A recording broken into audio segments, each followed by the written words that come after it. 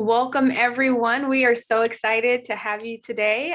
We are here with an awesome group of panelists. We have Kayla Iton from All About Nannies here to give us all the great nuggets. We have Ruka Currit, who will be joining us shortly. We have Rachel Atkins from the Nashville Nanny Agency, and we have Jen Hassett. Guys, we are surrounded by a group of women who are coming with the business and have like a wealth of experience to kind of answer the questions that we have available today. And so we're going to just jump in. Feel free to put your questions in the question and answer box. We'll try to jump through those, or in the chat box. We'll try to answer as many of those as we can in this hour.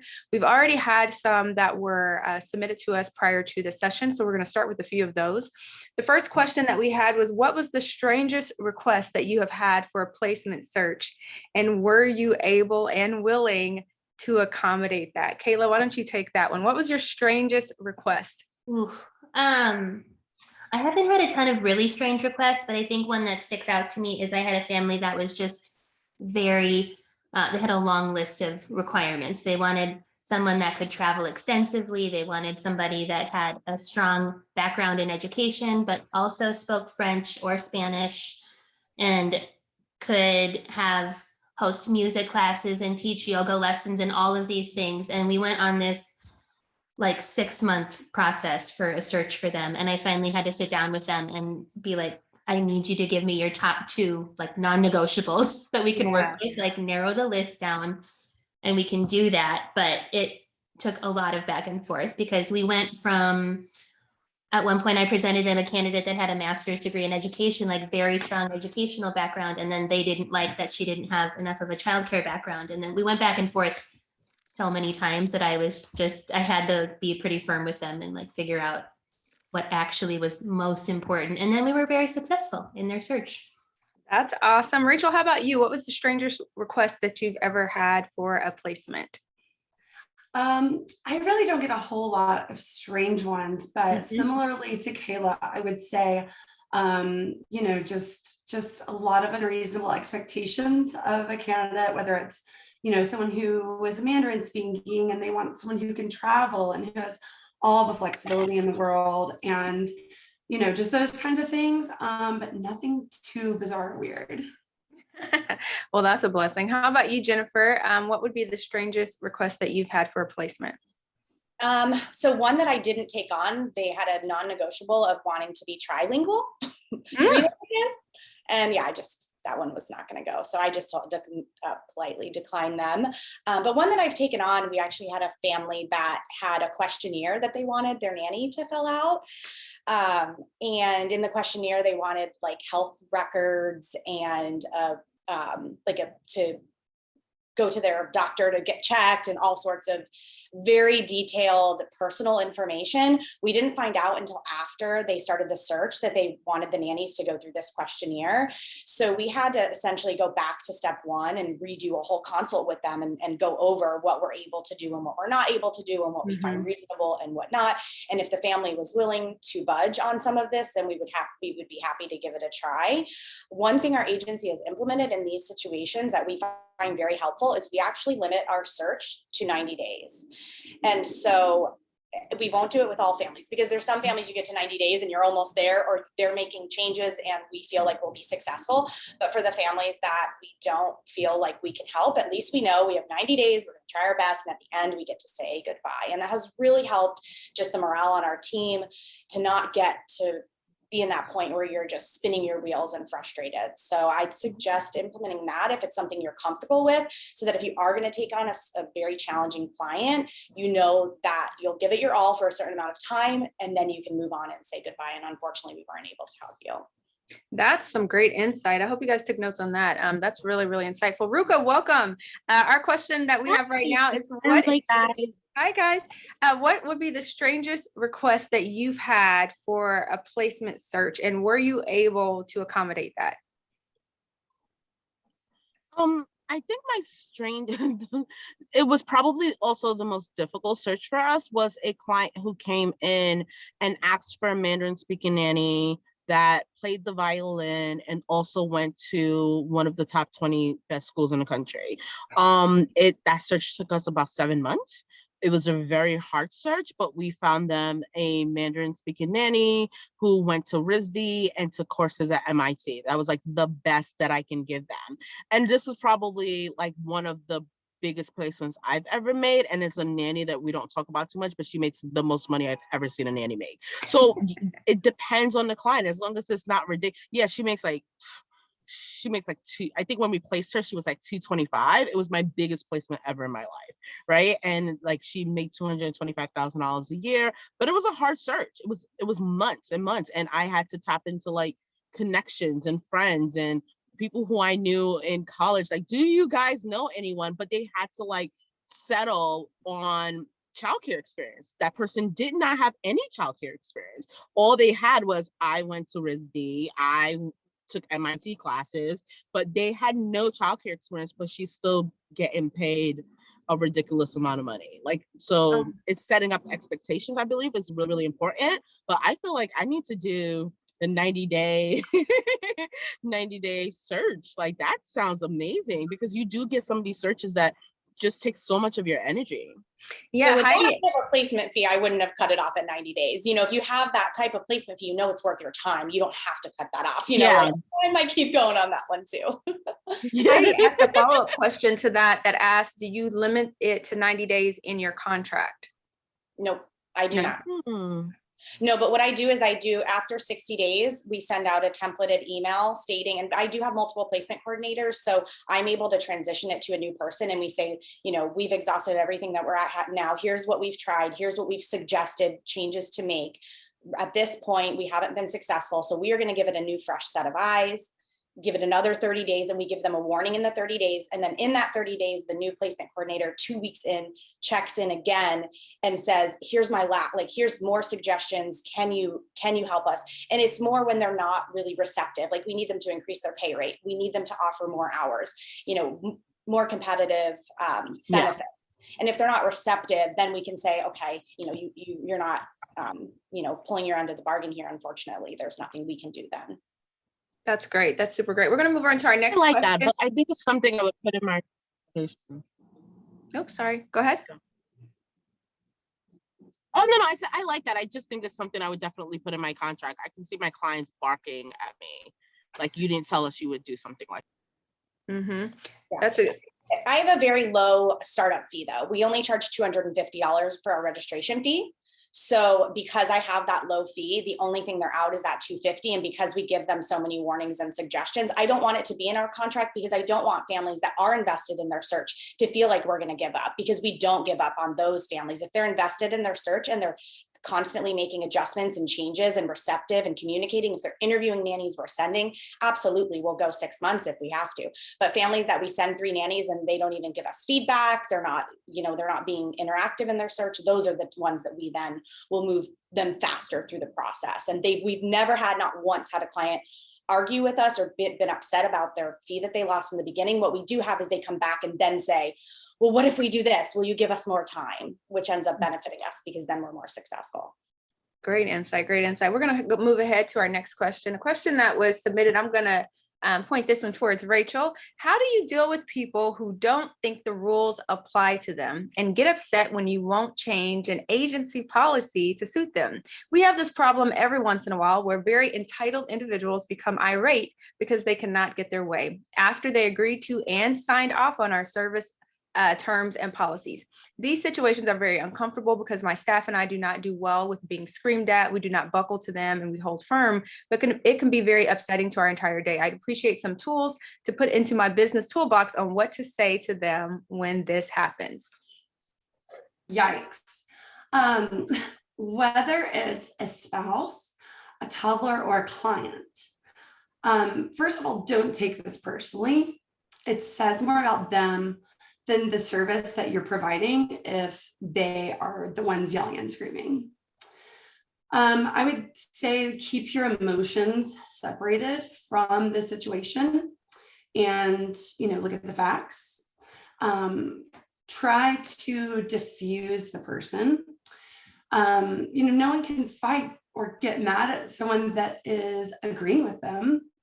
So, you know, listen to them, express empathy, acknowledging how frustrating the situation is, and validating their feelings and their perspective.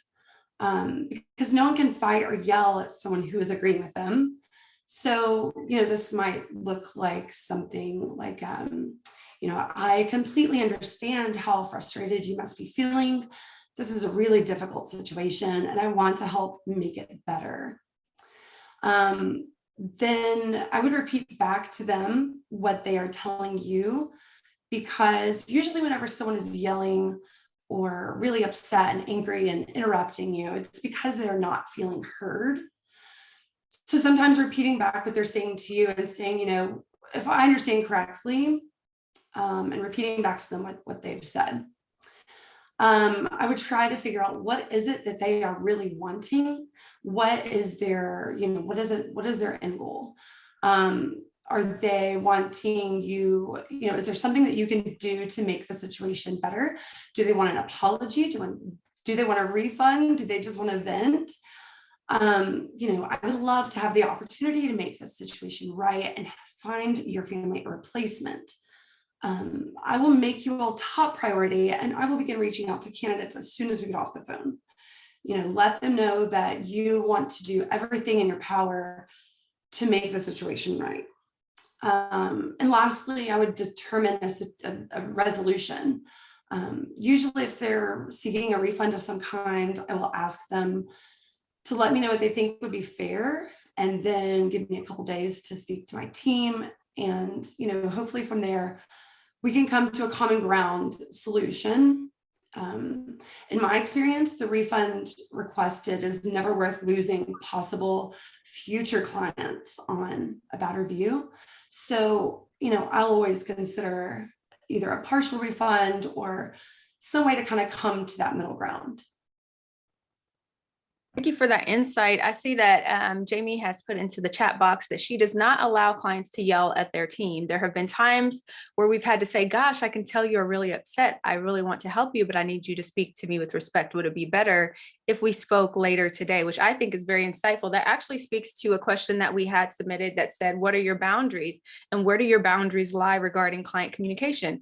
For example, if a client is cursing at you over the phone, is that just a course of business? And I really align with what Jamie is saying. I feel like that is a reciprocal boundary that has to be established. We would never allow our nannies to speak to clients that way.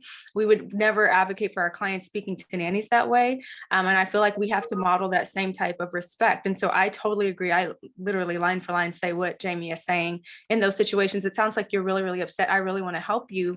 I don't think we're going to get very far with this type of communication because I can't understand you because you are cursing and you are yelling. Either we're going to have to bring this down or we're going to have to find a later time for us to speak together so that we can come to an agreement, because I am committed to finding a solution, right? And so stating the thesis of that, why we want to talk because we want to find a solution that's not going to get us there, friend. So I really agree with that. And I really like the points that Rachel brought out in her response and how we deal with these individuals.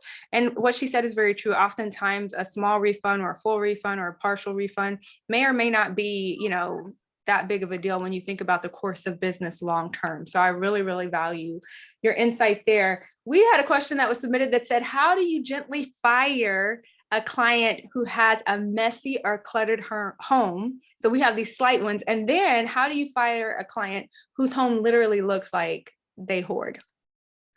Has anybody ever had this situation? I have. Has anybody else had this situation before? We've had a client. We've had a client a couple of weeks ago, actually, where the nanny went on an interview and she told us it was a hot mess. She was just like, I cannot work here. And so we told the client, because I just didn't know how to frame it. I told the client that the candidate decided to move forward with another position because she does not feel like your home is organized enough for her. And the client comes back and she's like, does that mean she thinks my home is messy? And I was like, yeah, she thought your home was messy. I think sometimes it's just really good just to be honest, because this is their work environment. And I think some people don't take that seriously. If I was working at Goldman Sachs or at a hospital, right? If I walked into the environment and it was a hot mess, that becomes an environment that is not good for me and I cannot do my job. The same thing with these homes. So I know it's so funny because now in my intake, I let the clients know, like, if your home is messy, Don't be surprised if a candidate's not interested in working with you. The same way I know you guys were talking a few minutes earlier about, tolerance and I let clients know that I have a low tolerance for disrespect. It's so low that I tell them all the time, I will fire you. They laugh when I say it. I've been saying it for the last 6 months, but I will let you go as a client if you ever screamed at me. The tolerance to the point where I know they kind of walk on eggshells. But what I learned is like, no one likes to be fired, and no one likes anyone that tells them that they can't help you. In a way, my clients are special. But some of them are entitled. And the moment you're like, no, I'm not going to help you, they're like, what do you mean you're not going to know? No, you have to help me. I'm like, no, there's like 30 other agencies you can go to. They're like, no, we want to work with you. What do we need to do? So their tones do change. But I tell them in the beginning, like, your house is messy. That's the last 2 weeks we've been doing that. Like, if your house is messy, the nannies won't work with you. That's just something to be mindful of. That's so great there. We see that Katie, who's in our, one of the people attending today, says that she's also dealt with this. So clearly this is something that people are coming across. We had an individual, she actually worked at a local news station here. So I was super surprised that a nanny went in there and it was like hotmess.com. Like there was the nanny called and said, I can't even explain to you in words like how bad this is. There are like, the dog is peeing on the ground, stuff is everywhere. And so I called her and I said, are you in a good place mentally to have a conversation, a very transparent conversation, or should I call you tomorrow when you've had a good night's rest? And she's like, oh, no, we can talk. And I said, well, we have a nanny that's very allergic to environmental toxins. And as such, having, urine and, we realize that dogs go and things like that, old laundry around are things that are going to be counterproductive to her health. And it's going to be something that's going to be a boundary. I said, is there someone I can get in to help you if you're overwhelmed? Can I put you in contact with a housekeeper? Can I put you in contact with a housekeeping company? Is there something going on that we can help you with? We realize people go through times where they have a lot going on. Their stress, mental capacities are at the top bandwidth. She was stressed. We brought housekeepers in. Nobody could keep up with that junk. Listen, it was so bad. And it was like the kind of bad where you just were like, burn it out, just burn the whole thing. And so eventually we just had to say, we don't, and actually it made us change our work agreement where we have that component in there, that not only does it have to be a respectful environment, but that it has to be a hygienic environment. And we hang pretty much any complaints on the hygiene part of it, not even the organization part of it, but the fact that it's not a healthy environment for a nanny. We have a comment that says, this is why it's imperative for agencies to conduct an in-home visit or virtual visit when taking on a client. We have to scout the work environment prior to sending out nannies. And this is very true. In this instance, we did meet in person, and this person had someone come out that day and clean the whole house. So it was only after someone had been there for a while that she, unbuttoned herself and got a little comfortable and let all of her ratchet tendencies come to light. So we have to put this transparent communication out there with your team so that they can give you feedback on the environment. And then we definitely have to be willing to advocate. How do you fire? I think what Ruka said is very true. I think being transparent and just saying this isn't hygienic, you would hate for you to come home and your child be in filth or be in wet, dirty, soiled diapers. To the same end, we have a responsibility as employers to have a healthy work environment. If it's not healthy and hygienic, we can't in good conscience send individuals there. So that's one of the questions. We're moving on to another question. Jen, I'm going to send this to you. With such a tight recruitment market, how do you give feedback to so-so nannies in order to retain them, but improve the quality of care? Yeah, so this is a tough one because I think it really just depends on what about this candidate is so-so. Is it their resume building skills? Like that's something that's coachable. Is it their interview skills? So maybe their childcare skills, their references were amazing, but they're just lacking that interview skills. So we will do a lot of coaching and talking through and just getting to know our candidates as well as we can to see what about them is making them so-so, and then try to coach them the best they can. But if it's so-so as far as the quality of care, then and we don't feel like it's coachable, we'll maybe send them to, one of the nanny training courses and suggest they build a little more experience before they're going to meet our requirements. And we try to go light on the nannies and that we would love to work with you in the future, but here's where an area that we feel you need to improve before you're going to meet our requirements. So keep trying, keep working hard. Here's some resources. And come back to us. Come check in 6 months, a year. Let's see how you're doing, and try to open that line of communication with them. So there's some coachable areas and non-coachable areas for us. I like that. Anyone else have any feedback on that or anything they'd like to add to that? If not, we're going to move right on. How do you handle clients that continue to contact sitters directly? So this person says that the sitter always tells the agency, but it's problematic because what if they end up running into a client that won't tell them, or a sitter that won't tell them? How do you handle clients that are consistently going behind your back and contacting sitters directly? Anybody want to take this one? What we've been doing lately, and I think is the nicest way to address this. In our application, when you fill out a form, we have a small disclaimer that says if we introduce you to a candidate, you can't reach out to them, you can't hire them. So that's even before you fill out our our agency agreement. So they have that. So if it's a client who has not registered, it's kind of different, but I just feel safe having that information there. So for our agency agreements, we just have it. I have billing send a really nice, hi, we heard you were communicating with, let's say, Cindy. Would you like to work with Cindy? If not, let me just remind you that working with Cindy would be XYZ, ZYX, because the nannies are really good at telling you. They're really forthcoming with, like, I am in communication with a person I interviewed with, but I send, like, billing will send this information to them, letting them know that you have to go through the agency, and also the document that they signed, just a really nice, like, the lines, like line 2.4, that reminds them that, if you hire a nanny of ours within 2 years of meeting them, you owe us a fee. Like, I just think, like, sending them without being too passive aggressive, a reminder is a good way to remind them that, hey, don't hire my nanny. Because I had it one time when a client hired a nanny behind my back and there was nothing I can do about it. And I'll never put myself in that situation again. Great insight. Anyone have anything to add to that? I think I take a lot of steps prior, like in the nanny interview and the client consults. It's in our contracts and everything on both sides that's a requirement that all communication go through the agency. And if I have to go through and remind them, like, more than once, more than twice, I just likely wouldn't work with them in the future, and I wouldn't keep them on as a client, because at that point, if they're trying to get around the agency that they found this person through, then they're better off on their own. So Amen to that. Yeah. Jamie says, she has a question that says, I'd love to know what agency owners tell candidates who have a lot of nanny experience, had a great interview with the agency, but their references are not good, and not just one, like bad enough that we can't represent them. Please keep in mind that our professional references are confidential. So what would you say to that nanny, Jen? What would you say to a nanny whose references were really bad, but she presented amazingly? I would just say, unfortunately, during our screening process, we have discovered some information that does not meet our requirements, and I would just let them down lightly, because the references are confidential.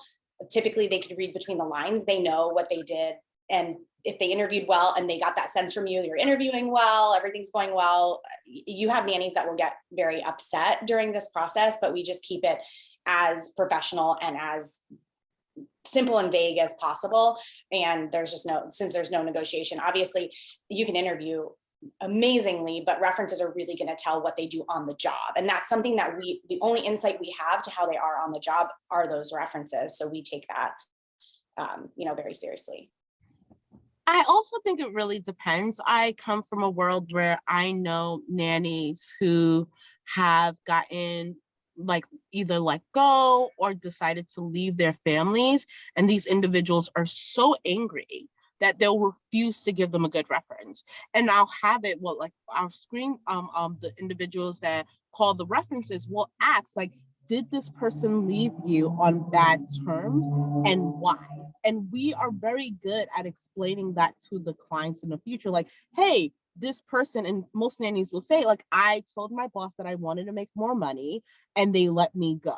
And these are just little hints that we tell our clients, like, the reason she was let go was because she was making $12 and they decided that her wanting $15 was just too high. And most clients are receptive to that. We'll still send the references because that's just not enough for me to discount a really good candidate, because you'll read a reference, you're like, oh, the kids love them, they were amazing, they were great. However, like a reference I read 2 days ago, she would not travel with us, so we're going to give her 7 out of 10 because she wouldn't travel with you. that was not enough for us to discount this candidate. So we decided to move forward, and she's interviewing, and we told the client she has a 7 out of 10 because the client said her former employer said that she was not going to travel with them, and she's been interviewing. So I think it depends on the client and explaining to them. But if it's a crap, like Jen says, if it's a crappy candidate where you can read between it and it says she's not taking care of the nannies, or she's not taking care of the children, she's not receptive, she's combative,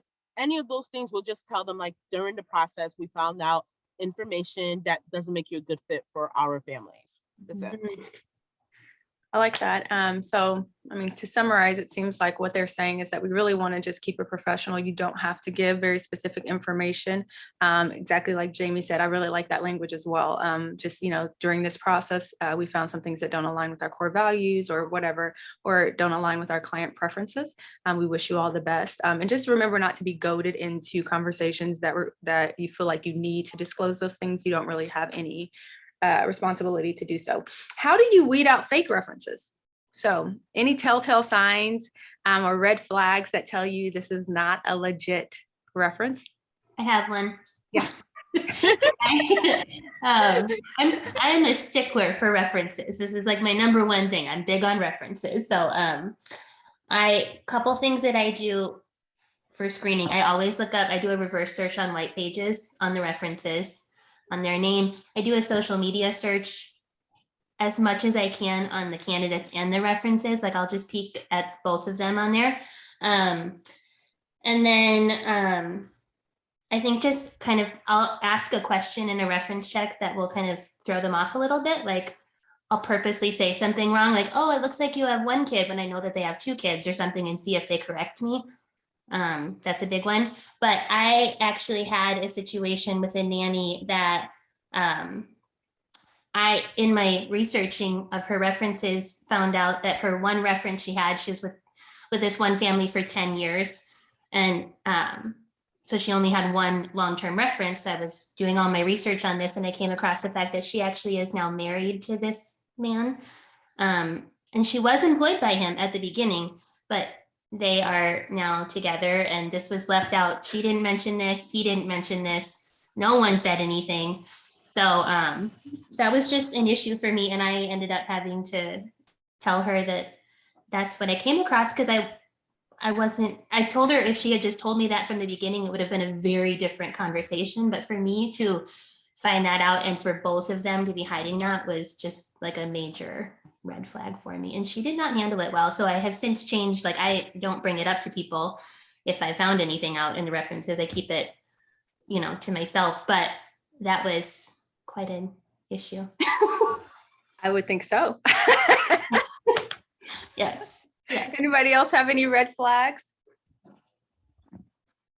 I go ahead. I was just like, I think there's 2 different type of references to me. There's someone who's just going to tell you about their experience with someone, and there's someone and that's always, to me, a good reference. And then there's the individuals that are selling the person, like they're telling you, like they're selling them to you, and that's always a red flag to me, because you don't have to sell someone who you had a really great experience with. And our questions are like, we'll kind of like catch you in a lie. And a lot of that is just like, you'll ask the reference, when did you hire them? And they'll say like, oh, 2016, but her resume says 2018, already a discrepancy for us. Like, so we have the resume, the number of kids, why she left.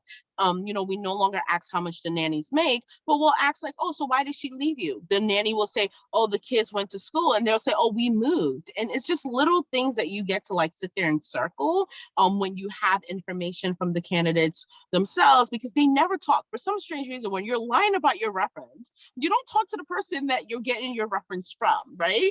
I had one person say she had 2 full-time jobs, and I'm like, okay, great. So how much were you, like, it was a weird question. I was just like, well, was it full time? How many hours were you working? And she's like, 40. And then she's like, well, I was also working this job. I'm like, but it overlaps by 2 years.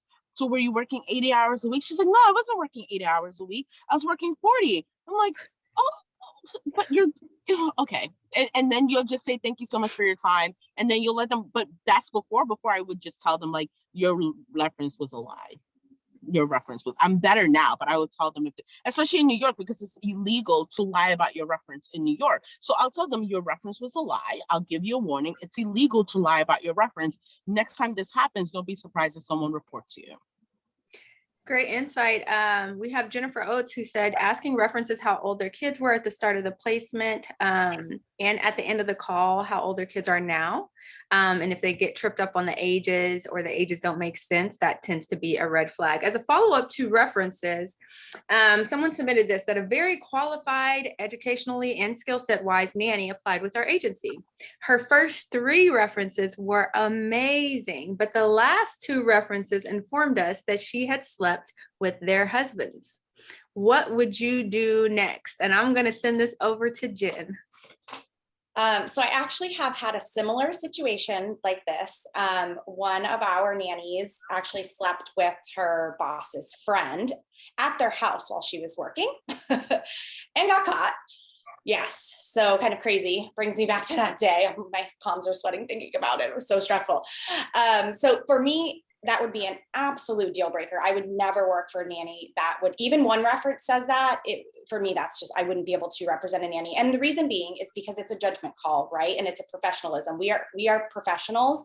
And so if I had an amazing reference and the family said everything wonderful, but they also said the nanny spanked the child one time, that to me would be like, I don't care how great you are working with children. If you made that judgment call, then you don't meet our requirements. And I feel like that's just a poor judgment call. Unfortunately, that would be a big deal breaker for me. I can't believe it happened twice too. That story seems unbelievable. It's so funny because I'm going to have to play devil's advocate here just a little bit. First of all, I'm shocked. I personally would not work with a candidate like that. I wouldn't, but this is hard for me because as we want to be careful with this situations like this, because we only know what the reference told us, right? This is a woman that worked for an individual that was a person in power, right? If you think about like the Me Too movement and everything, like that was her boss.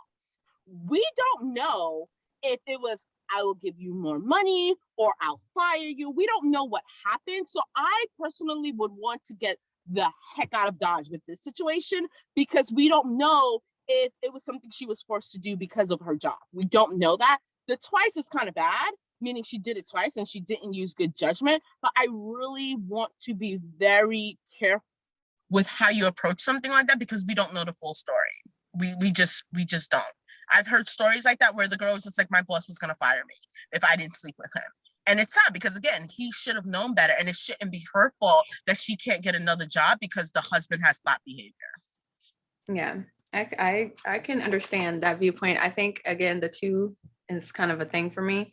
I would hope, for me personally, and to each their own, I would hope that the individuals that are caring and exempling before children would have the wherewithal and the strength within themselves to make personal integrity stands in situations like that, because we are in a bully society. You see all these babies out here committing suicide and things like that, and as nannies being examples to children, I would hope that they would example to them that if met with what seems like a compromising situation, that you standing for yourself is always the right choice. And so if someone gives them that way, I definitely understand from a human perspective how you could have felt overwhelmed and like that was necessary, but it still was not the right choice. And so for that, I would have to side with Jen on that part to say, like, not twice. It was for a judgment call. We have a question I'm sending over to Rachel that says, a nanny mentioned during the interview that she smokes, but she was telling a story when she said this. After she ended the story, we informed her that unfortunately, we don't have any clients currently that are seeking a nanny that smokes, and 100% of our client profiles request a non-smoking nanny. She then responded that that was discrimination. Is this true? Yes, unfortunately. So yes, it depends on where you live. Yeah. 29 states and the District of Columbia prohibit discrimination based on illegal activities outside of the workplace. Yep. So in these states, it is illegal for an employer not to hire you simply because you are a smoker. But that being said, it's, it's a request that every family we get with every single family. I mean, that's a tough one. That's a really tough one. I would love to hear what everyone else has to say on this. So if you have a nanny that discloses that she smokes, right, heavily, not in no way is seeking to quit, and all of your clients are seeking non-smoking nannies, and she had a good interview, are you bringing her on to your agency? I will, but I will tell her she has a tough road it's a tough road. A lot of our families want non-smokers, and we will disclose to them that you're a smoker. But it's going to be, I'm not gonna stop her from looking for a job. If she's a great nanny, I'm going to take her on, but we're gonna tell her our clients want non-smokers. We'll send you to a job if it happens to be a non-smoker. And 99.9% of the time it's gonna be a non-smoking role, but we're not gonna discriminate. It's her body, it's legal, and New York, it's a hard no. Like, we would even get in trouble for it if we did that. Absolutely, absolutely. We do the same. We would bring them on. We just let them know that we don't see a path to success or ready path to success, given that so many of the clients have this preference, but you're more than welcome to apply for anything for which, aligns with your skill set, and we will send you for that. But just know that the likelihood that they would maybe choose you could be daunted by the fact that you don't meet their qualifications or their preferred things. We see that Maryland said, doesn't this apply, that law that Rachel was speaking of, does this apply to employers who employ more than a certain number of employees? Or does it apply to everyone? Anyone who's employing, especially in New York, at least, anyone who's employing anyone, you cannot discriminate if the person is a smoker and they smoke outside of work. You just can't do it. Tanya says, what about states where recreational marijuana is legal? That's a tough one. I think the same laws would apply. Again, it's what they're doing outside of work that's legal. As long as they're not doing anything illegal, you can't discriminate, but it's still following the same language. Like, sure, we will take you on, but if a client asks for, because it's legal in New York, drug test doesn't matter anymore. But if the client decides to do a drug test, you're more than welcome to do one.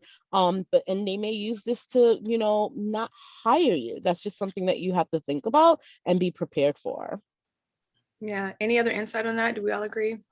Yeah, I use it a little bit of a judgment call, honestly, of, if you're using recreational marijuana or smoking cigarettes, responsibly outside of work hours, but you're feeling the need to overindulge, and how are you telling us? How are you handling that? What stories are you telling me? And if I feel like it's a character thing, like I'm not comfortable because based on their decisions they're making and the way they're representing themselves, then maybe I can go off of that on why I'm not going to represent them. Because I think there is something to that as well, as far as the judgment they're making on how they're representing themselves. That's insightful. Jamie says that we recommend that our clients have a drug-free workplace policy in their contracts, and that way you can fire them if they come to work high, and things like that. That's a very good point. Jennifer says there are plenty of legal activities that may be in conflict with the client's preferences for the role model that they want around their children, but drinking is legal. But if you get feedback from references that someone is consistently overindulging, doesn't that go to judgment? So it speaks directly to what Jennifer was saying. I think that if you're leaning your things on the side of something that is a protected status, you have to go with the law. If you're leaning your decisions based off of judgment and the integrity of that individual, then you can align your decisions there. Jamie says, so says our employment attorney. Listen, I'm here for it. With regards to our next question, a client states that they will only hire a nanny that will communicate their family planning plans to them, i.e., like when they will plan to get pregnant, as they are looking for a long-term relationship that exceeds 5 years. We know that this is unreasonable, but would you try to retain this client and educate them, or how would you move forward? Does anybody want to take this one? Mine is going to be short. I went and work with a client like that. That's just me. And like, unless we've had a conversation where I'm telling them, 1, it's illegal, 2, it's illegal, and 3, it's illegal. Like, if you can't get past that, we just can't work together as a family. Like, you cannot ask a nanny that you're interviewing, when are you going to have babies? You just cannot do that. Stay out of. Yes, Kayla, I saw that you were getting ready to speak. What were you going to say? Oh, I was just going to say that I would if they are really wanting to keep somebody for 5 years, I would just encourage them to be the best employer that they can be, to entice somebody to stay on for that long, as opposed to trying to control what they do in their personal life. Yes, absolutely. Go ahead, Rachel. Oh, I was just going to say, I let families know that their contract with their nanny is typically on a year by year basis. Family circumstances and dynamics change, and your anniversary with your nanny is a good time to sit down and discuss what the family's needs are and see if the family and the nanny are still a good fit. Also, an interview prep with candidates, let them know that it's okay not to answer a question if they are uncomfortable, and turn the question back on the family. And maybe say something like, I'm so glad you asked that question. I would love to have a long-term working relationship with the family for at least a year. But if it's a great fit, I could see myself staying with the family for a very long time. What about your family? What are your long-term plans? Yes. And just kind of to flip it back on them. I really like that. Heidi's asking, is it legal? She thought it was legal for a family to ask. I think that it's not legal. And so it falls under a protected status, specifically with family planning as it relates to a woman's body and when she plans to become pregnant.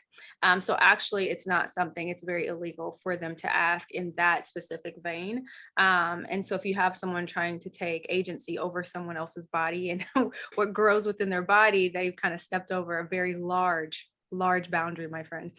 We need to help them find their way back to their side of the street. So I think the best thing that we can do is, just like Rachel said, let them realize that there are other ways that we can communicate our desires to work together. But we have no agency over what someone chooses to do with their body away from our position. And that would be something that would be very difficult to get someone to sign on for. We have another question that says, a live-in nanny states that she feels like the parents are swingers and they are throwing hints that make her uncomfortable. Hello, pineapples. They have not directly asked her anything or said anything directly that she can back to or give proof of. So she is calling us for advice. What do we say? What are you guys going through? Between the two, sleeping with two people and the swingers, this is some scary environment. I would tell her to call a bunch of APNA agencies and find another job. But that's tough. I'm gonna let Jen.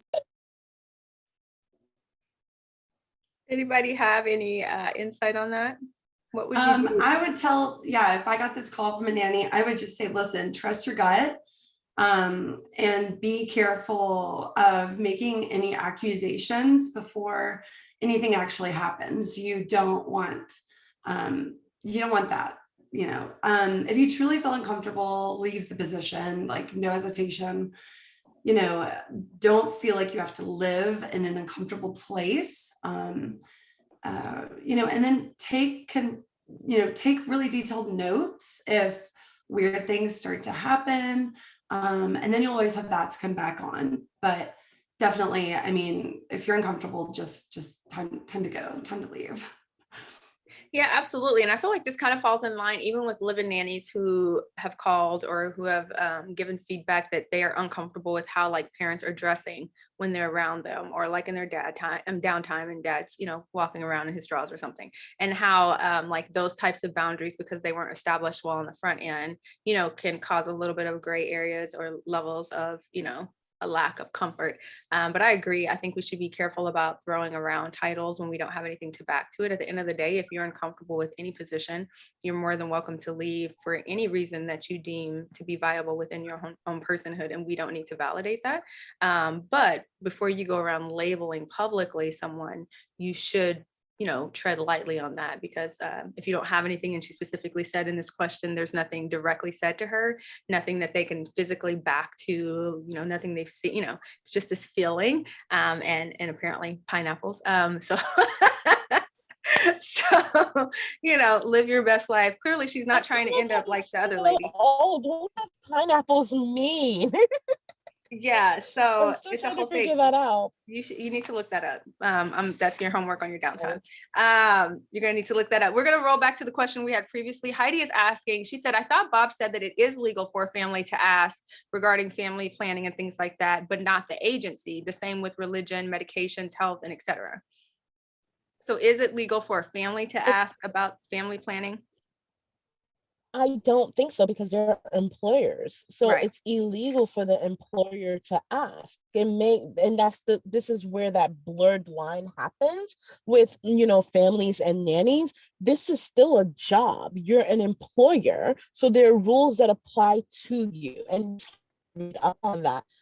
Maybe this is different where he may, some of the places that he practices law, but I do not think it, at least as I know, it was very illegal and clients just don't ask.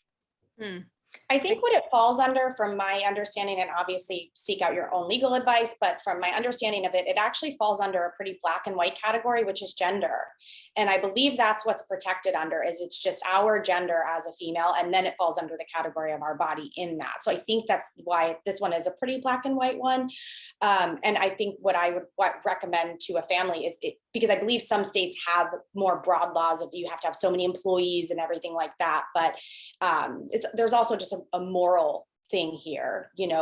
Of course, discrimination is just a heavy word and we don't want to accuse anybody of that, but morally, and what are our core values in our agency, and what type of families do we want to take that are going to represent us? Yes, I really like the way in which you put that, because as she's saying, the same with religion, medications, and health statuses. I always say to clients the same as you do, Jen. So I really appreciate that insight.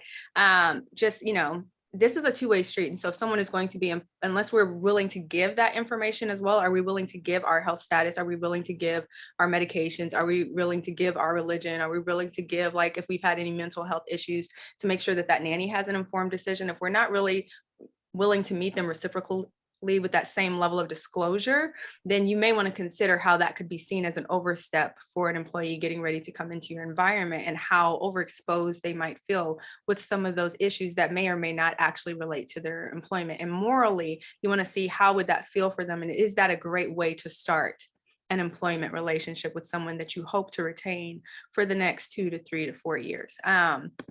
And so we have a question coming in from Caitlin that says, what about trans candidates? We are a trans-friendly agency, and recently a client didn't want to hire a nanny once they realized that they were trans in the interview.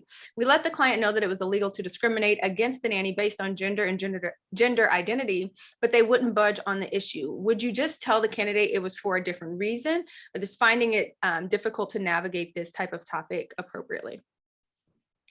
Anybody want to take that one?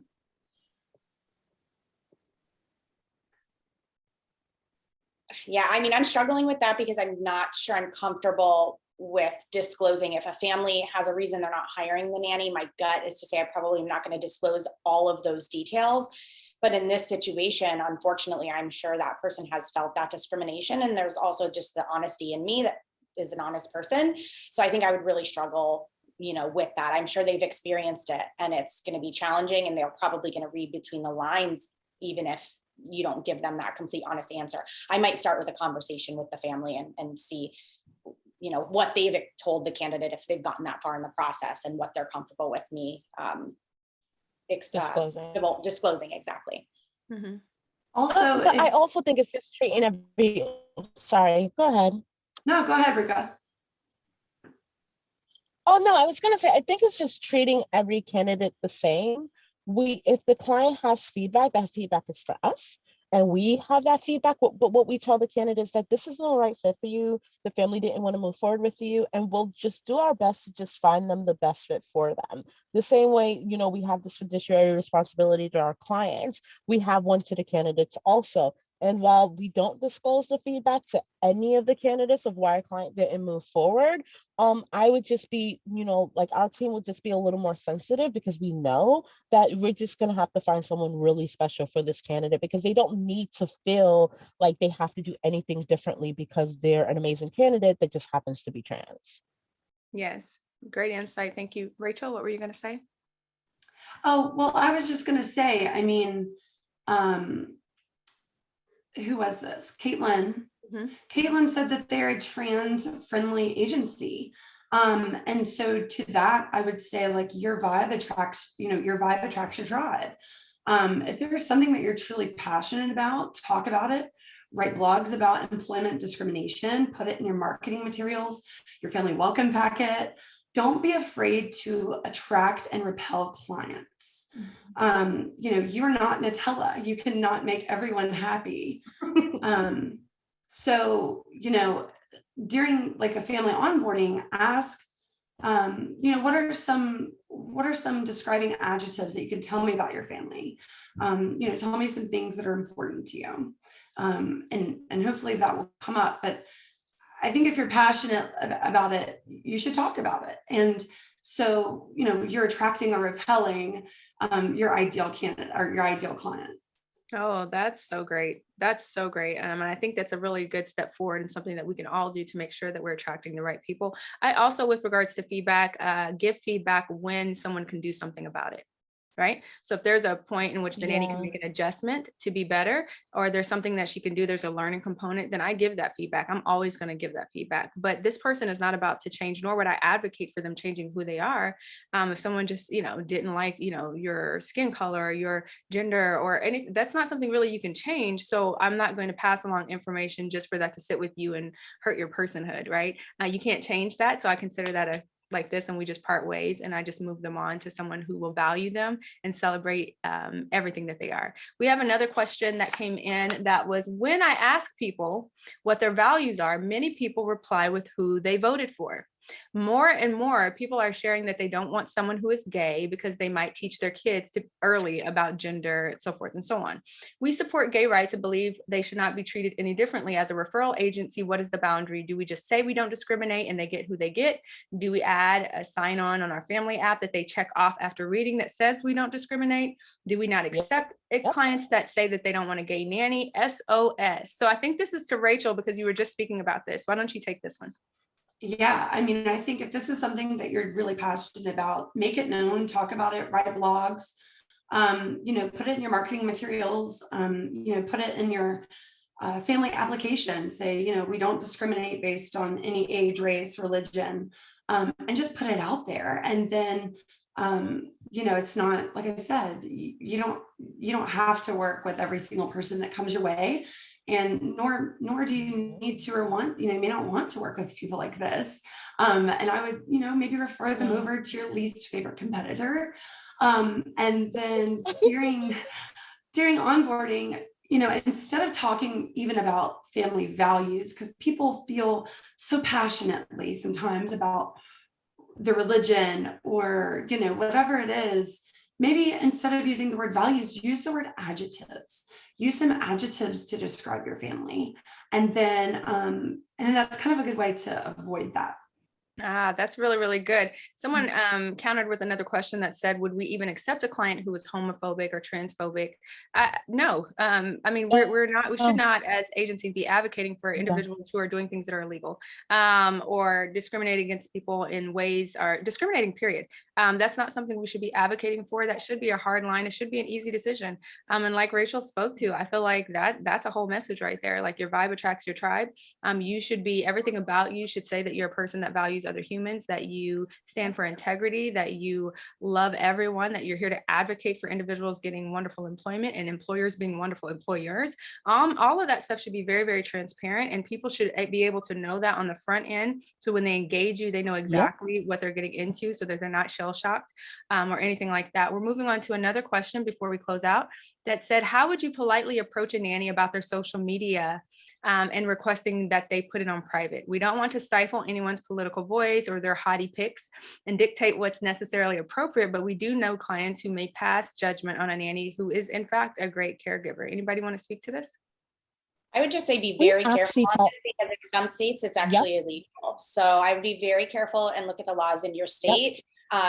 Because I do have 4 locations, and one of my locations, we can't even look at social media. We just don't even do it. So I'd be careful on that as just the number one thing I wanted to throw out there. Yeah, absolutely. But we also tell the candidates, like, hey, you don't have to, but we strongly suggest that, you make your social media private while looking for your next employer, because they like, if if it's something as simple as, you walking on the beach, they may not like that. You drinking a beer, they may not like that. Just having these fun conversations with them while we're recruiting, a lot of them just turn it off. They just turn it off on their own. We're like, it's suggested, it's encouraged, but you don't have to. It's really still their choice. But we don't tell them you need to, but we do tell them, like, we suggest you turn them off after we look through them, of course. But we suggest you turn. Yeah, I completely agree. I think I say the same thing. It's just a suggestion. I would say you do what you want to do, but you're never, I don't know, outside of the consequences of those things. We know people in political positions. We know people in every industry that have been, bumped from their role based off something they put on social media or something they tweeted or things like that. And if it can happen to the best of us, then it can happen to all of us. And so just be mindful of that we're never outside of that lane. And so choose wisely what you do with that. And we trust that you will make an educated decision on that. So I think that that's very, very good. Anything else? Okay, I think we are rounding up our hour of talking about all these catchphrases and sticky conversations. Guys, we've covered a lot of stuff. We've talked about, let's see, people sleeping with their bosses. We've talked about individuals wanting their money back, even though they signed an agreement that says they don't. We've talked about people having unreasonable expectations, hoarders. I mean, I feel like we've crossed like a whole lane of subjects. And so I hope you all, go ahead. I said we even did pineapples. we even did pineapples. So I hope you all are leaving with a few more tools in your toolboxes with regards to how you can handle these things. Just know that as APNA agencies and just as agencies that operate with integrity, you want to make sure that you have a very clear stance on the things that really, really matter, and that those things are very visible. As Jamie is saying, make sure that you have a non-discrimination clause on your website for all to see. That's a great tip. We want to make sure that we're attracting all the people that we really want to work with, and we're sending all the rest where they belong. And so thank you, Kayla. Thank you, Jennifer. Thank you, Rachel. Thank you, Ruka, for letting us pick your brain today, for sharing your experiences and giving us your great advice. Listen, I hope that you guys will meet us on June 30th as we continue the conversation and move forward toward our shared goal of improving our industry one agency at a time. Thank each and every one of you for being with us today, and we hope to see you next month. Thank you so much.